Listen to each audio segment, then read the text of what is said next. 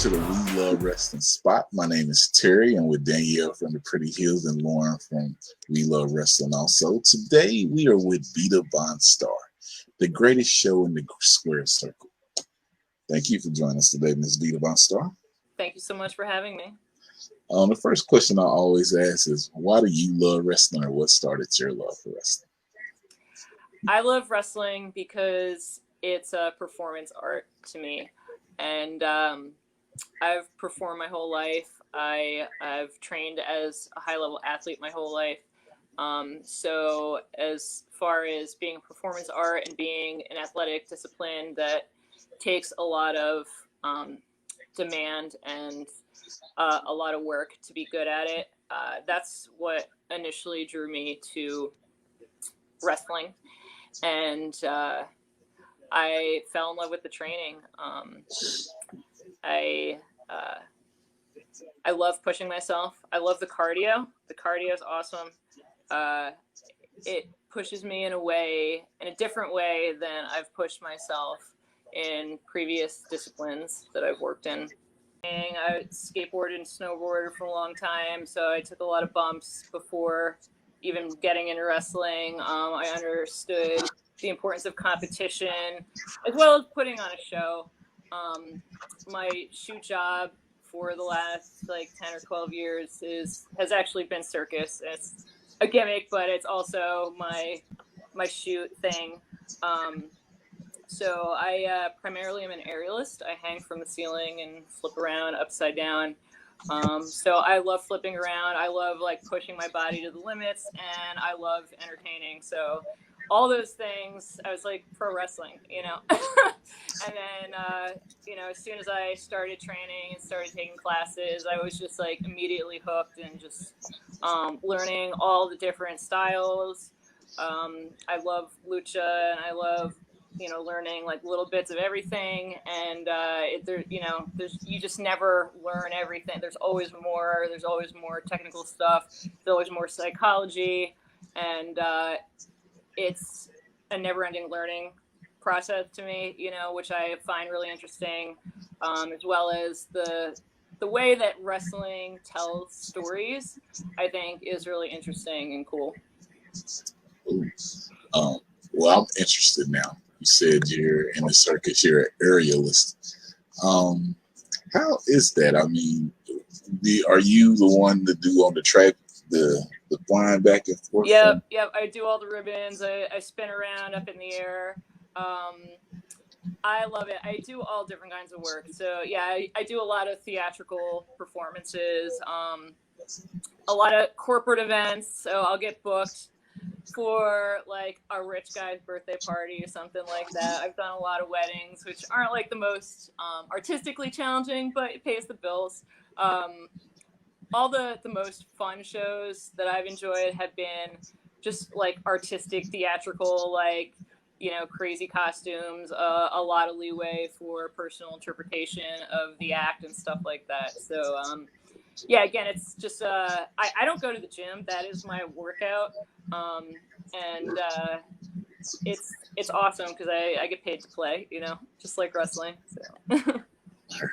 So. Before I kick it over to Danielle and Lauren, how long have you been wrestling? I've been training almost 5 years. So I'm really pretty green.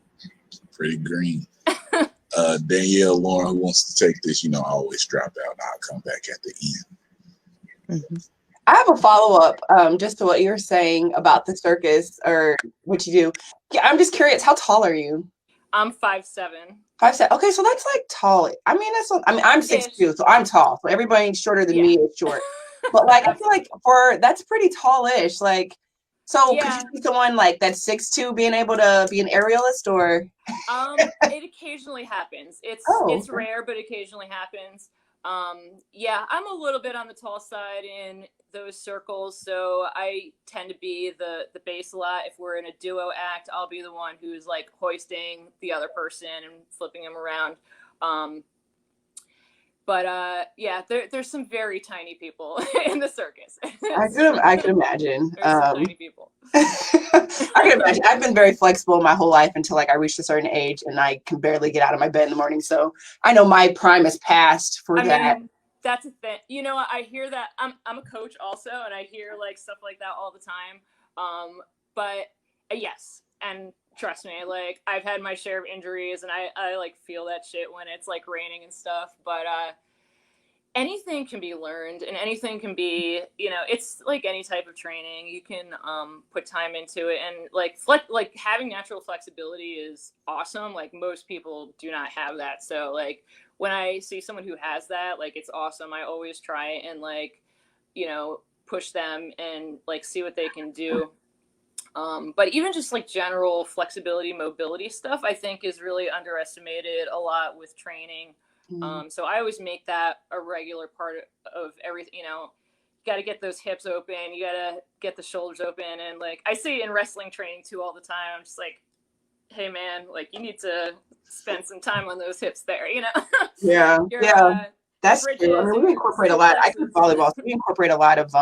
We just started doing yoga and putting that in our like workout. So we not only just have strength, we have like flexibility and then like stability stuff. So like, I wish I had known that 10 years ago. Oh yeah. I mean, I wish I knew like any of the stuff that I knew now. Like you know, it's a constant, like I said, you know, I am like a lifelong learner. So I'm like constantly, I'm a big nerd too. Always looking at anatomy and like learning new stuff about biomechanics, because the more you know about the body and like the systems of the body, like just is beneficial overall to health and well-being, as well as like whatever, you know, if you're playing volleyball or doing any kind of sport, everybody should do that kind of work, you know, at least a little bit. You know, I'm a big believer in the yoga. I know a lot of people do like the DDP yoga and stuff, and like recovery, like that stuff is so important. And I think a lot of people underestimate it, or they don't want to do it. But you know, you just kind of, it's like any kind of workout. I think you just kind of find the thing that speaks to you. Like it should be fun and enjoyable. You know, like should be hard too, but like it should be something that's enjoyable as well. I mean, your body is your instrument in that instance. So like you really need to love what you do, because exactly. You know. Yeah. And you got to take care of that instrument, and it's full-time maintenance for sure. True. Can I ask, what's the craziest or like most insane stunt you've ever done? Well, I did one show where I was 65 feet high hanging off a bridge.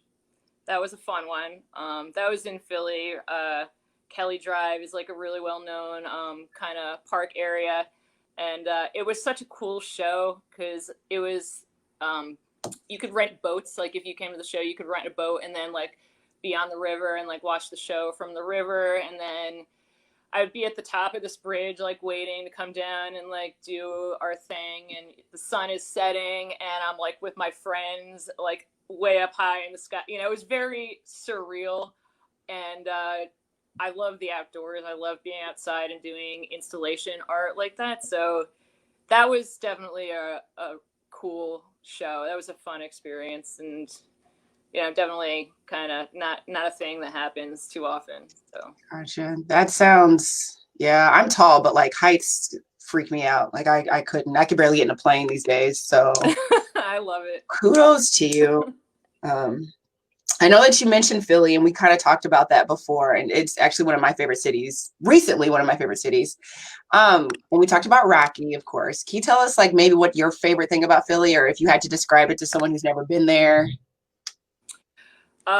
Yeah, my favorite thing about Philly is there really is art everywhere. And in the summertime, it's a really cool city because you'll get all these little pop-up parks and little beer gardens, all these just really cute little areas that are just fun, you know, just sit in a hammock and like drink a beer or whatever. And it's sad that none of that happened this year. But even still, like, Philly is a resilient city, and there's still really cool street art everywhere. Like you'll see really cool wheat paste and really cool graffiti and just like different stuff.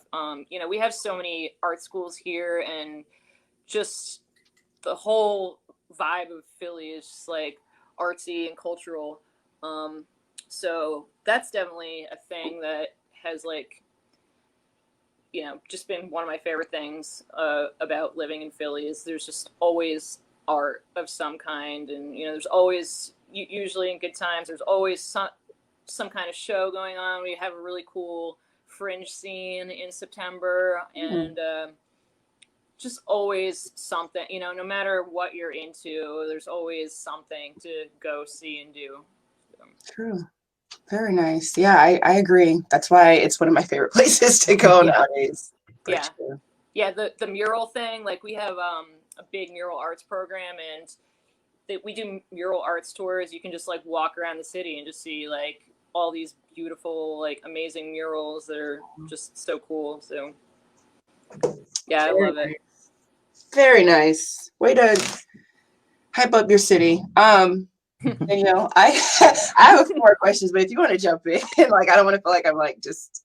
So I guess I wanted to just touch a little bit more on how unique of a athlete you are, and like kind of intertwine that with wrestling. So I know that you said that you know, your shoot job, I don't even know why you call it a shoot job, because that's like your shoot job is people's dreams. I wanted to talk about how like who, including wrestling, how do you incorporate that your quote unquote right shoot job and wrestling, like whoever you idolize or maybe like emulate your wrestling style after, like can we talk about like how you combine the two and make it unique to who you are and how you're different than other people who may have your abilities?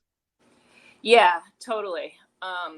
So when I first started training, I would, you know, do like fancy hands and like pose at the end of like, you know, taking an arm drag or something. And at first I was like, this is so dumb. Like, this isn't wrestling, you know, like what, but like, I can't help myself, you know, it just like is like what naturally happens. And I think that I like wanted to repress it at first, because I'm like, this is not like you know, an offensive fighting style or whatever. But then I was like, you know what, like screw it, like your gimmick is just supposed to be you, like turned up all the way anyway, you know what I mean? So I was like, okay, what if I just kind of use the circus thing and build it into my spots? So it took me a while, and it's still a work in progress, like coming up with stuff like that. But I do a lot of stuff where I like to do like handsprings, or I'll trip people and then land in a split before I like drop a leg on them or something, you know, something like that. So yeah, trying to figure out how to like build cartwheels and like flippy stuff into the wrestling has been fun and challenging. And then, you know, I look at like Rey Mysterio is like one of my favorite wrestlers of all time. And it's like not really like close to what I do, but as far as like being an athlete and like the flips and, you know, just the way that he goes for it and everything has always been really inspiring for me. So, yeah, it's tricky, but it's a work in progress. I enjoy it. I'm finding new stuff every day. So I know you said Rey Mysterio. Is there like any other wrestlers that you like, you know, try to incorporate maybe a little bit of what they do along with what you do, and like, you know, it becomes kind of who you are, like, because Rey Mysterio, I like totally assume that, but I wanted to hear you. You know, I can assume it, but you could have said somebody like, you know, I don't know, Aleister Black, you know, somebody left field where it'd have been like, what? So I know you said Rey Mysterio. Are there any other wrestlers? I mean, I love Chyna. You know, she was like, you know, one of the originals. So just like what a badass she was, and how strong and intimidating she always was. And, you know, back then, like intergender wrestling, you know, that was like totally believable for me to like see her in there with like anybody. So that's like in, you know, kind of just like what a badass she is. I think it's just kind of like always a thing that's in the back of my mind. And I watch, you know, a ton of women's wrestling. You know, there's so many good women athletes out there now. You know, I was liked women like Santana Garrett, and Mm. you know, she's a gymnast too, so just kind of like, you know, I get a lot of inspiration from watching women like that and just kind of see what their take on different things is. And just, you know, it's like any kind of inspiration, you just kind of like pull from all different sources and then like see what kind of like naturally evolves organically, and then like tweak it here and there so it can be as strong as possible. It's kind of my approach to it. Okay. Okay. So I guess my last question, which is really going to be like probably the most unique question I've ever asked on these things, tailored to you specifically. Is there a specific type of material that you create your gear out of, being that you're so flexible and you incorporate like the real agility in your matches? I know it sounds crazy, but I'm just curious. You know, it's actually it's funny that you mentioned that, because what I do like really destroys gear and destroys clothing. So it actually is very hard to get. There's like in the Incredibles, there's that fashion designer who, you know, I'm Yes, like, I yes. need Edna Most to make my gear. Like, honestly, like I always think about that. She's like, darling. She's the best. Yeah. I love her. So most of my stuff is spandex and just like that kind of holographic, like stretchy stuff. Yeah, I definitely need stuff that's like super stretchy and moves well. But there's no like perfect solution. I feel like gear is like one of those things that you're, you know, it's just, you know, you just kind of like do the best you can. And then like you want it to look good too. So sometimes aesthetically I like pick things that aren't like functionally you know, makes as much sense. But so I don't know, wrestling gear is tough, and you know, it gets ripped off of you, and you like put something on you, you think it's fine until it gets ripped off of you, or like, you know, just need Edna Most. She could help us. Yeah, that probably would be a great manager for you if someone could fulfill that duty. I know, right? Maybe a shoot manager and actually like really behind the scenes be like you know, a seamstress or Amazing. something. Yeah. So Lauren, Amazing. I'm kicking it back to you. Those are my like interesting True. tailored questions. No, that was a great question, because like I mean, you don't even think about that. You're just thinking about how appeasing it is to look at, but like the functionality of it, we don't really think about it. So Yeah, like, yeah, especially with what thing. you do. It's a big thing. I guess so I guess I want to know, you kind of answer this, but if you had to pick 3 words to describe your personality or style in the ring, what would they be? I would say fancy, edgy, and sporty. Ooh, that almost sounds like Spice Girls. I know, it does sound like Spice Girls. I like that. It totally does. Sporty, true.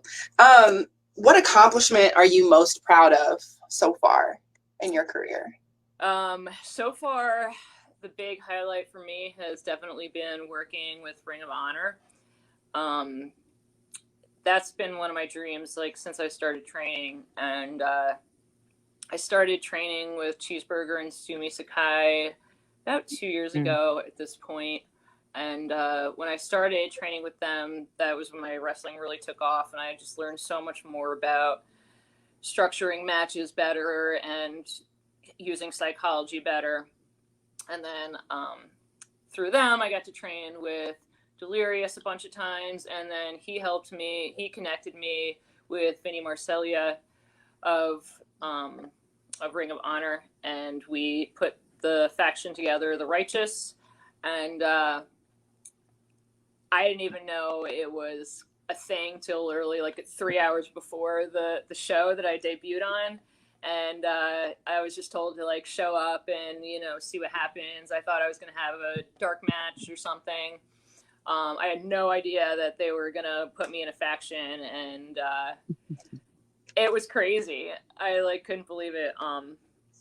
And I was a fan of him too. I was a fan of Vincent before I even knew that this was happening. So that was cool. And it's definitely something I was working for, but not something that I was expecting anytime soon.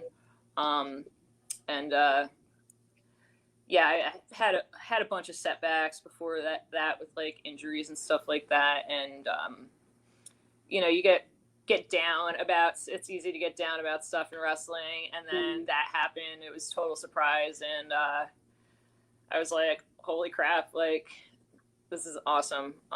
And fortunately we got set back with COVID and stuff because we had just started getting on a roll with the shows and like the way the whole group interacts and stuff like that. We had a really good angle going, and then COVID and everything. But now we're starting to do tapings again, which is exciting. And, getting to see everybody and like work together again has been cool. So yeah, my biggest highlight so far has definitely been Ring of Honor. That's cool. Yeah. It's always good to reach those goals and get to that precipice where you're like, oh, did it. You mentioned COVID.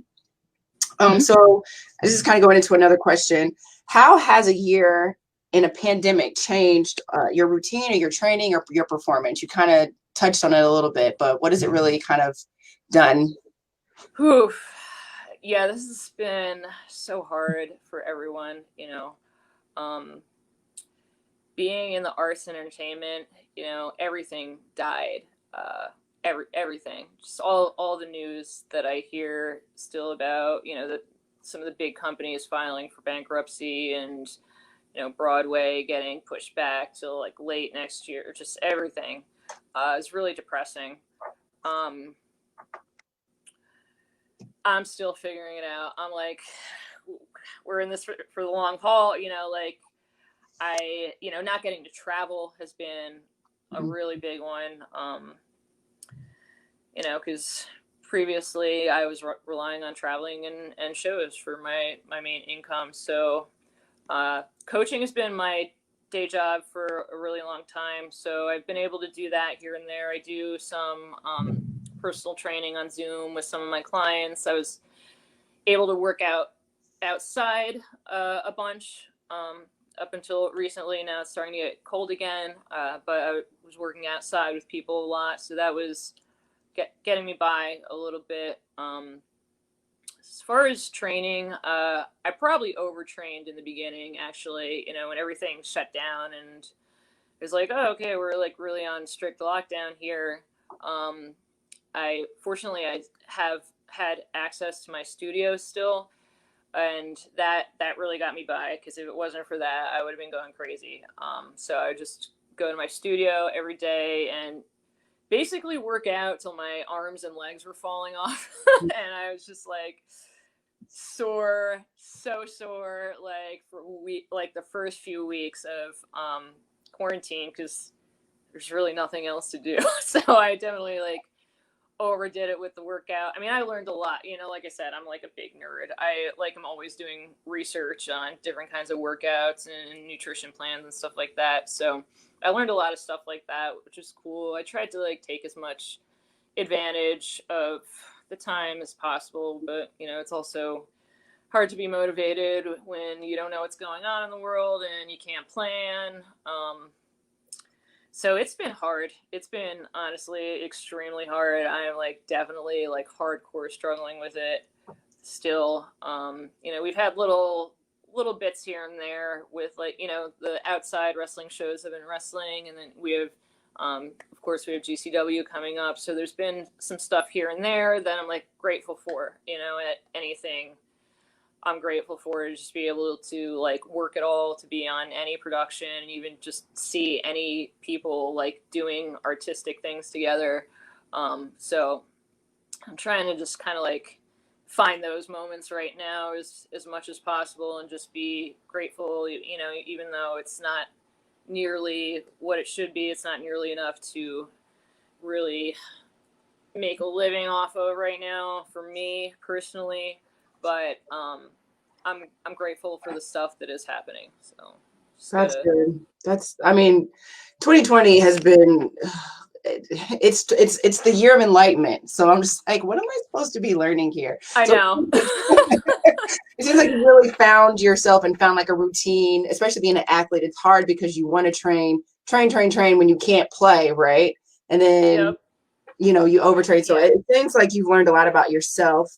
But I also think, you know, sometimes we have to like lay back and just think of like the what could be's and like your fantasy, like what could I be doing? So like, I guess my final question is, it's kind of a fun one maybe. What is your like dream match or scenario or storyline with anyone on this planet, dead or alive? Oh wow. I always struggle with this because there's so many people that I admire and look up to.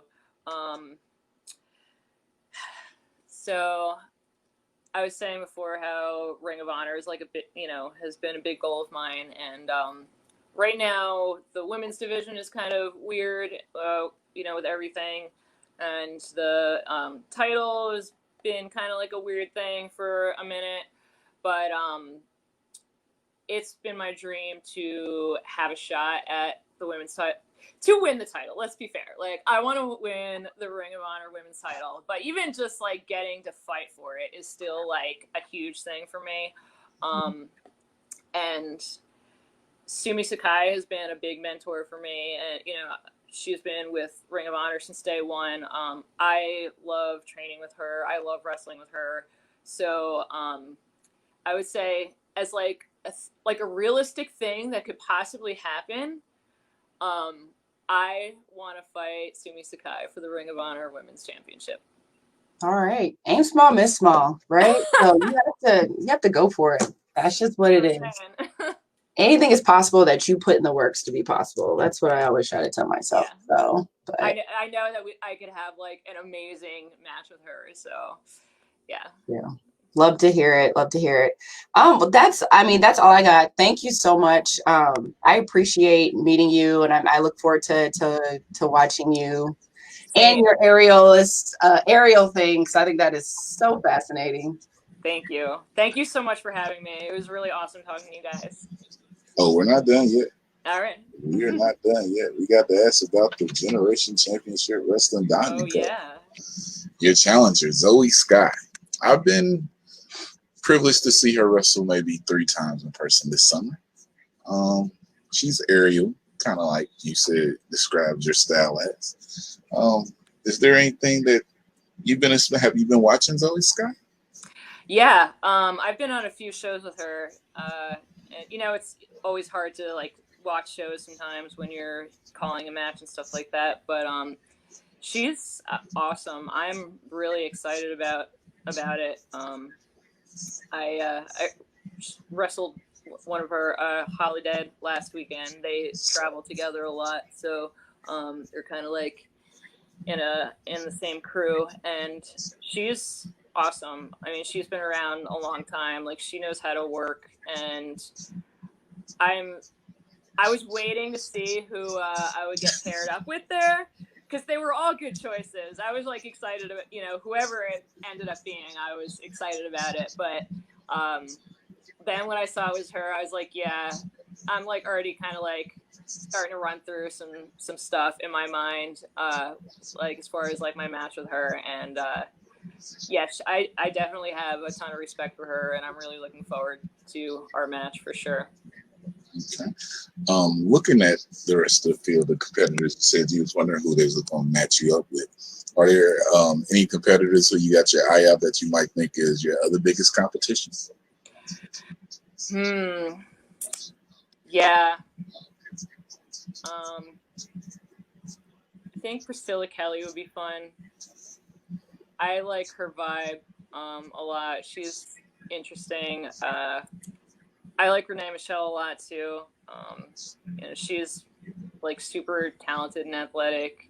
I loved what she did. I loved what both of them did in the Mae Young Classic, actually. And then, of course, you know, Shaw Guerrero, you know, she's kind of like a legend in her own right too, you know. Yeah, I mean, all of it, honestly, like, it's such a good card. It's such a good lineup. They really put together a good show for this one. So I think every match that's going to take place is going to be solid. Yeah, I'm going to ask it. I ask everybody this. Who you got taking the tournament? What's that? Who you got winning the tournament? Who I got what? Who do you have winning the tournament? Oh, I didn't think about that, actually. Oh, man. That's hard. I don't think I can answer that. Ah, gotta put yourself over. I should put myself over. Everybody else has. You gotta put yourself over. Everyone is so good. I mean, honestly, like I am like kind of amazed that I'm on this show, to be honest. So, everyone's so good. Yeah, that's a toss up. That's really a toss up. That could be just about anyone there. But I'll say that I could take it. We'll see. I'm gonna fight really hard. I would say I'm probably the least experienced out of everyone on this show, but that doesn't mean anything. It means I just have to work hard and fight as hard as possible. So that's what I'm gonna do. You can go from being amazed to being the new GCW Women's Champion.